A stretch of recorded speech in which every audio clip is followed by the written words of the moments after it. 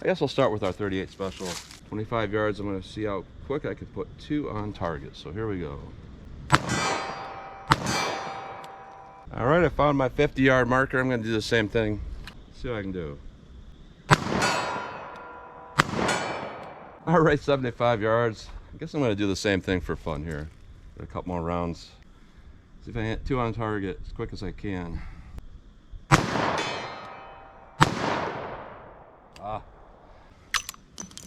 Now what I want to do is just shoot. See what kind of accuracy I can get overall. Just slow fire, 75 yards, 38 special.